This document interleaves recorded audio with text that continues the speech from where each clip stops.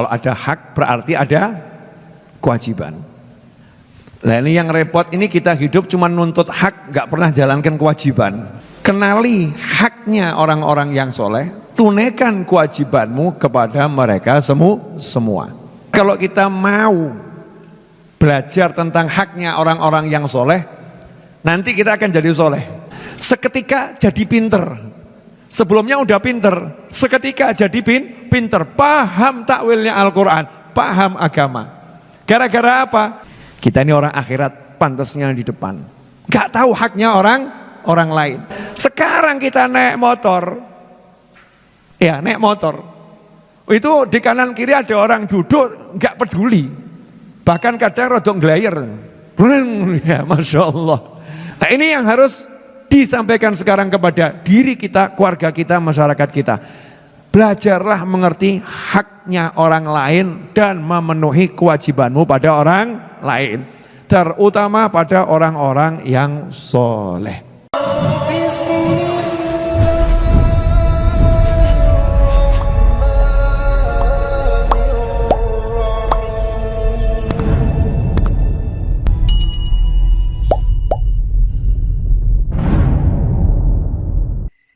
Bismillahirrahmanirrahim. Assalamualaikum warahmatullahi wabarakatuh.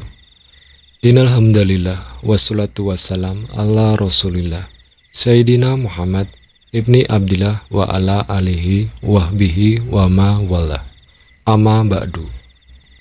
Sahabat suara dakwah muslimin muslimat rahimahullah yang semoga Allah muliakan di dunia dan di akhirat. Alhamdulillah, dengan izin Allah kita bisa diberikan umur panjang untuk belajar pada kesempatan kali ini. Mudah-mudahan umur panjang dalam kesempatan ini merupakan amal soleh sehingga kita bisa bertawasul dengan amal soleh tersebut. Berharap Allah jadikan hari yang akan datang dalam kehidupan kita yang lebih baik dibandingkan hari ini. Insya Allah, amin ya rabbal alamin.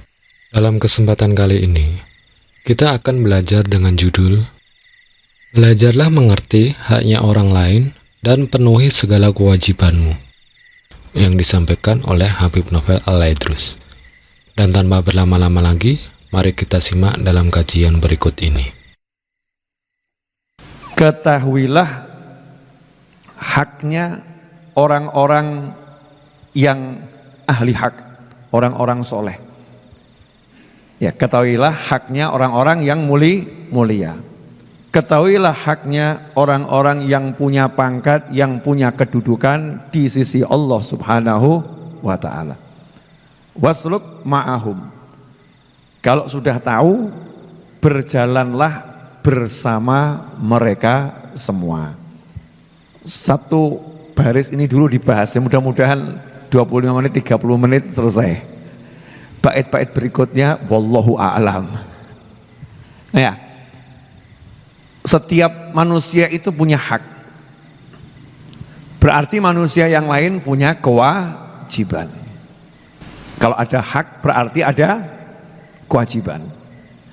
Nah ini yang repot, ini kita hidup cuma nuntut hak, gak pernah jalankan kewajiban. Mana hak saya, mana hak saya, mana hak saya. Tapi gak menunaikan kewajiban kita terhadap orang lain.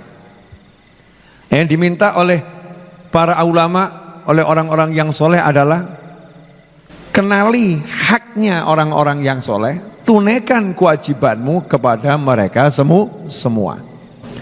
Ya, kenali haknya orang-orang yang soleh, tunaikan kewajibanmu kepada mereka semua. Karena kalau kita mau belajar tentang haknya orang-orang yang soleh, nanti kita akan jadi soleh. Ya, kita akan jadi soleh.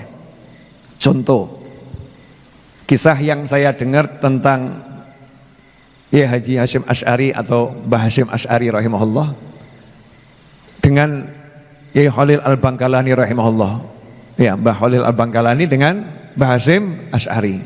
Semoga Allah selalu merahmati keduanya dan kita dapat berkah karena menyebut nama keduanya, amin. Kita semua tahu Yai Khalil Al-Bangkalani rahimahullah ini adalah senior dan gurunya Mbah Hasyim Asy'ari. Senior dan gurunya Mbah Hasyim Asy'ari. Tapi Yang menarik adalah ketika Mbah Hashim buat pondok, ngajar di pondok. Suatu ketika ya Khalil Al-Bangkalani dari Madura berangkat ke Jombang, niat nyantri. Saya mau jadi muridmu. Ini guru ya, ngomong ke muridnya, saya mau jadi muridmu. Lah yang muridnya paham kalau ini gurunya gitu. Ilmunya lebih tinggi. Derajat kewaliannya lebih mulia menurut sang murid yaitu Mbah Hashim Asy'ari. Sementara ya Khalil menilai ini murid saya, ini kewaliannya lebih tinggi dari saya. Murid saya ini lebih mulia dari saya. Sekarang saatnya saya belajar sama murid saya. Ini asiknya di sini.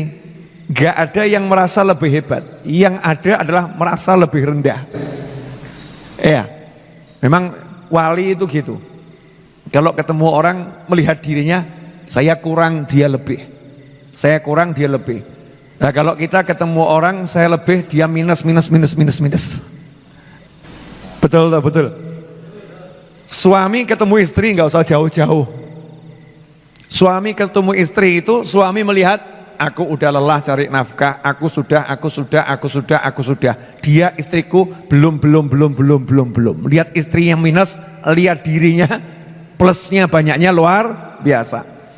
Istri ketemu suami, istrinya juga ngomong dalam hati, dia tidak pernah tahu urusan ruwet yang ngurus anak. Dia tidak. Saya plus, dia minus. Ini baru dengan pasangan hidup, apalagi dengan orang lain. Tapi kalau orang-orang soleh ketemu dengan orang-orang soleh atau manusia yang lain, lihat dirinya minus, aku kurang, dia lebih. Mbah Khalil Al-Bangkalani rahimahullah lihat Mbah Hashim Asy'ari, Mbah Hashim lebih dari saya. Mbah Hashim lihat ya Khalil Al-Bangkalani, ya Khalil lebih dari saya. Sehingga ya Khalil rahimahullah maksa pengen nyantri jadi muridnya Mbah Hashim. Maksa. Lawan namanya murid itu punya kaidah dalam dunia tasawuf, dunia ihsan. Ya, imtithalul amri khairun min suluhil adab. Jalankan perintah guru itu lebih utama daripada bersopan santun sama guru. Jadi ya enggak terus ya saya enggak pantas jadi guru jenengan yang pantas, jenengan hebat, enggak, sendiko dawuh. Kalau memang mau belajar ya sendiko dawuh. Jadi muridnya itu niat nuruti guru, enggak niat ngajar. Ya, Mbah Hashim itu niat nuruti gurunya. Guru saya pengen saya ngajar, ya sudah saya nurut. Niatnya nuruti gurunya. Subhanallah. Dikatakan itu kalau Mbah Hashim Asy'ari habis subuh itu kan harus ada pengajian. Habis subuh ngaji kitab itu. Itu kalau sudah rampung, mau keluar dari tempat beliau ngajar dari masjid itu, Mbah Hashim dan Mbah Khalil itu lomba lari. Kalau bahasa sekarang, lomba lari. Lomba lari ngapain? Lomba lari rebutan ngambilkan sandal. Mbah Hashim pengen ngambilkan sandal gurunya yaitu Mbah Khalil Al-Bangkalani. Mbah Khalil pengen ngambilkan sandal gurunya yang beliau pandang guru saat itu, ya Hashim. Untuk apa? Memuliakan gurunya. Jadi masing-masing menganggap aku murid, dia guru. Yang satu juga menganggap aku murid, dia guru. Rebutan ngambilkan sandal. Nah, ini namanya mengenali haknya guru. Oh guru itu ya sandalnya disiapno. Oh guru itu. Nah dengan mengenali haknya orang-orang yang soleh, nanti jadi soleh. Ya nanti jadi soleh. Dan itu sudah ciri-ciri kesolihan. Ciri-ciri kesolihan. Contohnya dalam hadis. Mungkin kalau nonton begini, dengar cerita begini, emang di zaman Nabi ada ya yang seperti ini. Contoh yang seperti ini ada. Sayyidina Abdullah bin Abbas radhiyallahu taala anhuma selesai nyolatkan jenazah, itu kebetulan yang meninggal ibunya atau ayahnya seorang sahabat, ibunya enggak salah, ibunya seorang sahabat yang alim. Maka Sayyidina Abdullah bin Abbas radhiyallahu taala anhuma begitu melihat ulamanya sahabat tadi, segera beliau itu menyiapkan, ya beliau itu menyiapkan kendaraan yang akan dipakai, di mana dicari, parkirnya di mana, diambil, dituntunkan, demi menghormati sahabat yang punya ilmu tadi. Nah sahabat yang punya ilmu kok lihat, loh ini ulamanya sahabat juga, dan ini adalah nak dulur misanan alias sepupunya Kanjeng Nabi Muhammad SAW, Sayyidina Abdullah bin Abbas radhiyallahu ta'ala anhuma, kok ngambilkan kendaraan saya, enggak pantas ini. Maka beliau segera menghampiri dan mengatakan, wahai sepupu Nabi, jangan, biar saya yang ambil kendaraan saya sendiri. Sayyidina Abdullah bin Abbas kemudian menjawab, enggak, saya diajari sama Nabi kalau menghormati ulama caranya seperti ini. Kalau menghormati ulama caranya seperti ini. Maka saat itulah sahabat langsung pegang tangannya Sayyidina Abdullah bin Abbas dan berusaha mencium tangan beliau. Saat itu pula Sayyidina Abdullah bin Abbas menarik, jangan cium tangan saya, enggak pantas gitu ya, tangan saya kok dicium sama kamu yang mulia. Tapi sahabat ini pegangnya maksa, ojo mbok tiru loh ya, oh nanti mbok tiru, mbok perkes tangan Pak Yai gitu ya, tangannya ustadz yang diperkes. Enggak, ini enggak diperkes, maksanya halus ya, maksanya halus, dipegang, izinkan saya cium. Loh kenapa saya enggak pantas dicium? Jawabannya sahabat, beginilah kami diajari menghormati oleh Nabi SAW, diajari menghormati keluarganya Nabi Muhammad SAW. Langsung dicium tangannya. Ini namanya mengenal haknya orang soleh. Jadi kita tahu bagaimana kewajiban kita kepada orang soleh. Sahabat juga tahu bagaimana haknya Nabi Muhammad SAW. Sehingga para sahabat menjalankan kewajiban beliau terhadap Nabi Muhammad Sallallahu Alaihi Wasallam. Sebagaimana diceritakan, kalau Nabi itu mau wudhu, sahabat itu berebutan untuk menyiapkan air wudhu buat Nabi Muhammad SAW. Enggak kemudian seperti kita, ini ustadznya kalau memang zuhud, kalau wali ya nggak usah nyuruh-nyuruh, nggak usah diambilkan, ngambil sendiri ustadznya itu, tempat wudhunya ngambil sendiri. Ini namanya ustadznya wali gitu ya. Ya kalau memang ustadznya ngambil air wudhu sendiri, ustadznya baik, kiainya baik, yang nggak baik muridnya. Lalu gurumu kok gak bok gawe rekoso, gurumu kok kamu buat susah. Tugasnya murid melayani guru, sahabat pun melayani Nabi Muhammad SAW, rebutan. Nah, di antara juaranya adalah Sayyidina Abdullah bin Abbas radhiyallahu ta'ala anhuma, sepupu Kanjeng Nabi yang usianya masih sangat muda. Wong itu dikeloni sama Nabi SAW, umurnya masih 7 tahun 8 tahun, dikeloni sama Rasulullah SAW. Datang bawa air buat wudhunya Rasulullah SAW, karena paham ini sebentar lagi Nabi mau sholat, Nabi mau wudhu, carikan air.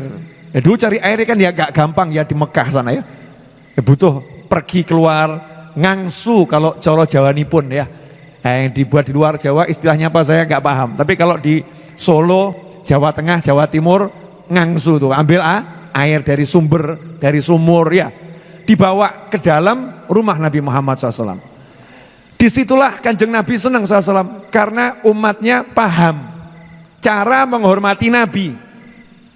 Umatnya paham cara menghormati kekasih Allah Subhanahu wa ta'ala. Maka langsung didoakan, Allahumma faqihu fiddin wa alimhu ta'wil. Ya Allah, jadikan Abdullah bin Abbas radhiyallahu anhuma ini orang yang paham agama, dan ajarkan kepadanya ilmu ta'wil Al-Quran. Ta'wil itu di atasnya tafsir. Ta'wil itu di atasnya tafsir. Ya, ilmu tentang Al-Quran yang paling mendalam, itu namanya ta'wil. Seketika jadi pinter. Sebelumnya udah pinter, seketika jadi pinter, paham ta'wilnya Al-Quran, paham agama. Gara-gara apa? Tahu haknya Nabi, dan kemudian dapat doanya Nabi Muhammad SAW. Nabi SAW juga tahu haknya sahabat. Ini menarik. Kanjeng Nabi SAW itu tahu haknya sahabat. Sehingga Nabi kalau lagi pengajian, Rasulullah SAW kalau lagi pengajian, Itu yang duduk di bagian depan adalah sahabat yang pernah ikut perang Badar. Yang pernah ikut perang Badar. Itu kursinya, tempat duduknya di lantai ya. Kursinya seluas bumi, gede pol. Duduknya di lantai. Sahabat yang duduk di depan ini adalah yang ikut perang Badar. Karena jasanya luar biasa. Maka kalau sahabat tadi datangnya terlambat sama Nabi SAW, beliau toleh kanan toleh kiri mencarikan tempat yang kosong mana buat sahabat yang jasanya besar ini. Sehingga kalau memang penuh disuruh geser, biar yang tadinya datang terlambat posisinya di depan, ya tetap di depan. Ini tahu haknya. Ya tahu haknya sahabat, Nabi ngerti.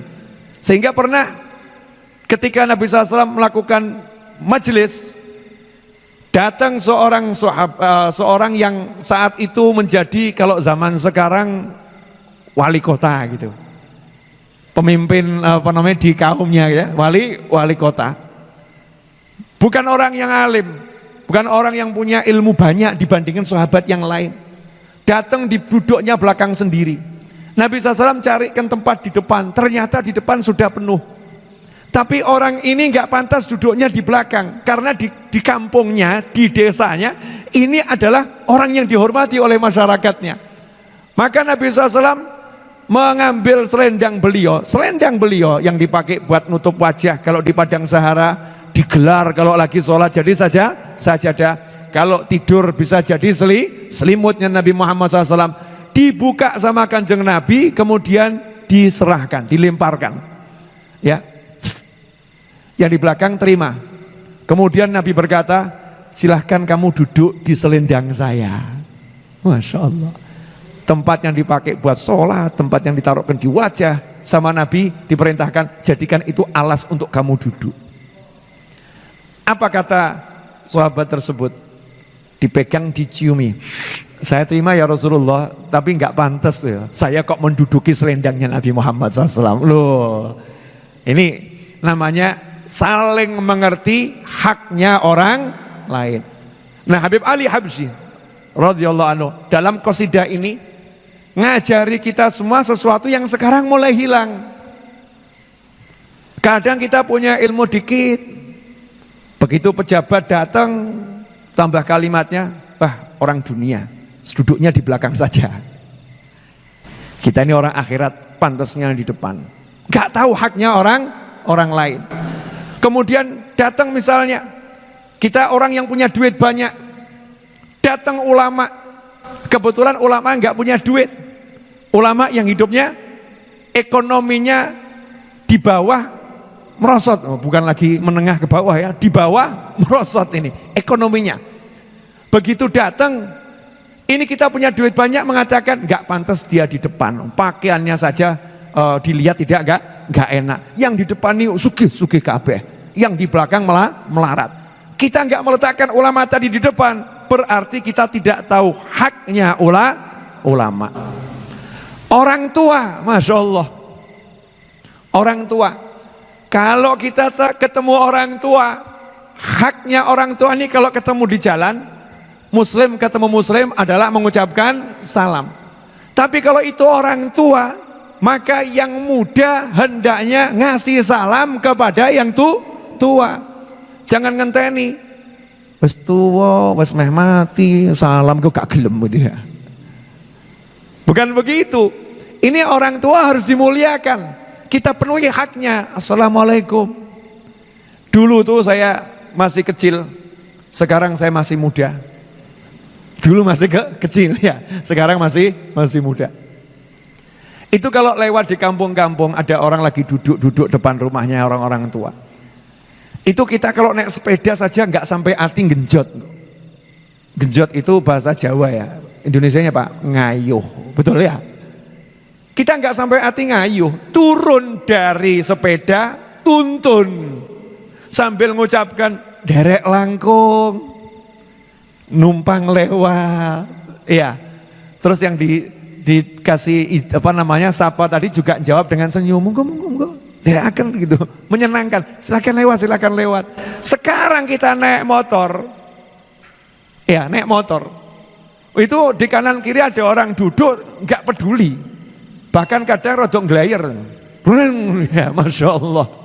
Haknya ini orang-orang tua nggak kena, nggak dihormati ini orang yang lebih tua. Kemudian orang tua kandung, Masya Allah. Orang tua kandung itu haknya banyak. Kewajiban kita kepada orang tua banyaknya luar biasa. Nah ini kadang sampai anak itu nggak ngerti. Dia anggap kalau duitnya adalah duitnya. Sehingga ketika orang tua ngomong, nak, ibu butuh uang, pinjem yo nak. Itu yang namanya anak itu ngeluarkan duit abot, bahkan dihitung, dicatat tanggal sekian ibuku utang. Masya Allah. Ini langit gonjang ganjing ini. Bukan lagi bumi gonjang ganjing, langit gonjang ganjing. Kok ada anak, orang tuanya bilang utang, dicatat dibilang bu utang lo ya bu ya. Masya Allah. Naudzubillah min dzalik. Haknya anak ini, haknya orang tua ini harus dipenuhi dan mengatakan, bu, aku wekmu, saya milikmu, harta ini semua milikmu, ibu butuh berapa ambil. Ya alhamdulillah ibu yang genah. Oh juga nak, ya ibu kalau butuh aja tak minta sama kamu, butuhnya cuma 10.000 kok, Masya Allah. Butuhnya 100.000, butuhnya 500.000. Ibunya yang ngerti bagaimana cara menyayangi anak. Nah ini yang harus disampaikan sekarang kepada diri kita, keluarga kita, masyarakat kita. Belajarlah mengerti haknya orang lain dan memenuhi kewajibanmu pada orang lain. Terutama pada orang-orang yang soleh, orang-orang yang punya ilmu. Nah di sini secara khusus kita disuruh belajar i'rifil haq li ahlil haq. Hendaknya engkau mengetahui haknya orang-orang yang punya derajat kewalian di sisi Allah Subhanahu wa taala, ahlil haq. Memang pangkatnya itu tinggi di sisi Allah Subhanahu wa taala. Kamu harus ngerti, belajar itu. Kalau udah ngerti, jalan bareng bersama mereka.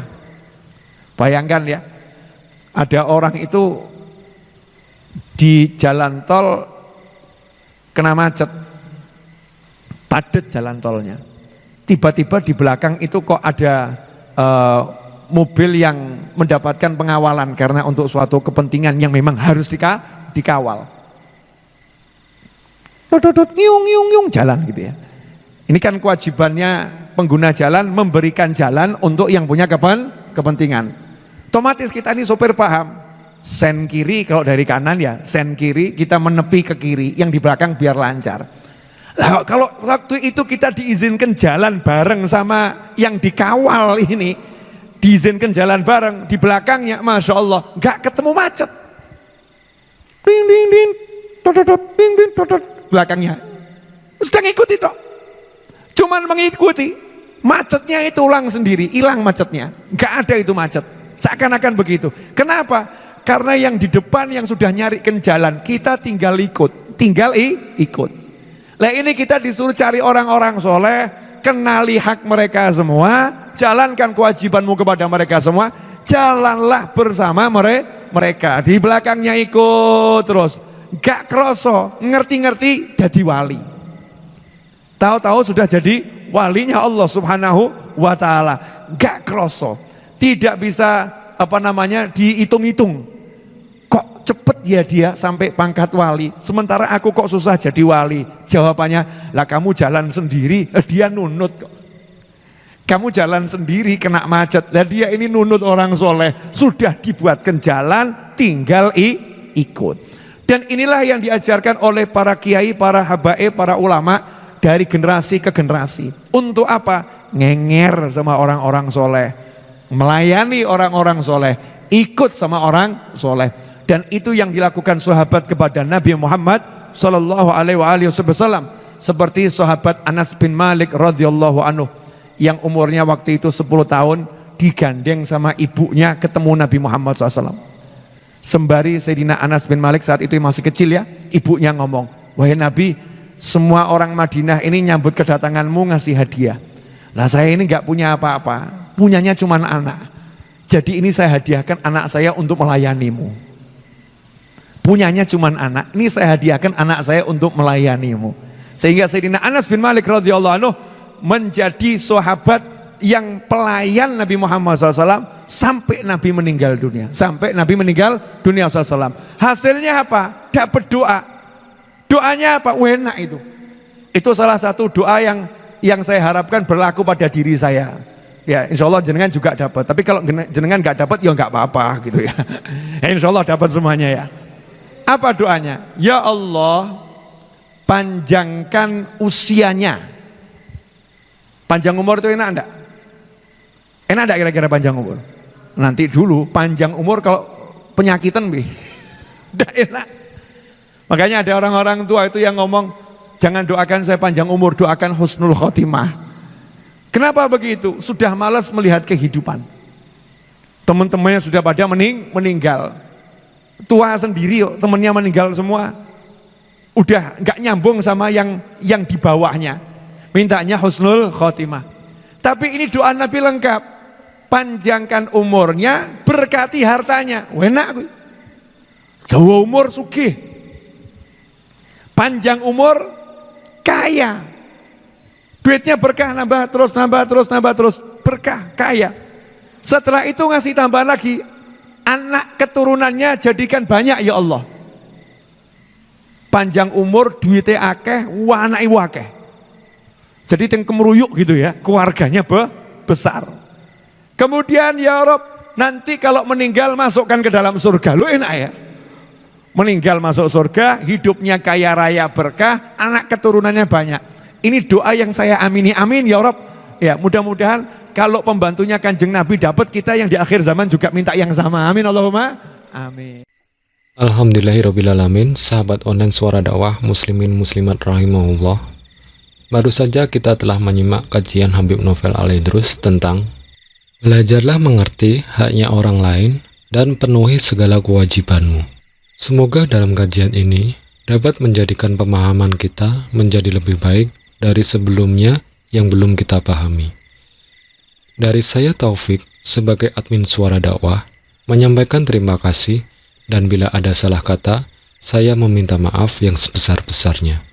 Semoga langkah kaki kita dan ilmu yang kita dapat dalam kesempatan kali ini dapat membawa keberkahan untuk kita beserta orang-orang terdekat kita dan juga semua saudara seiman.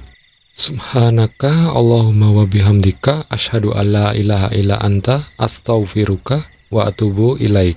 Wassalamualaikum warahmatullahi wabarakatuh.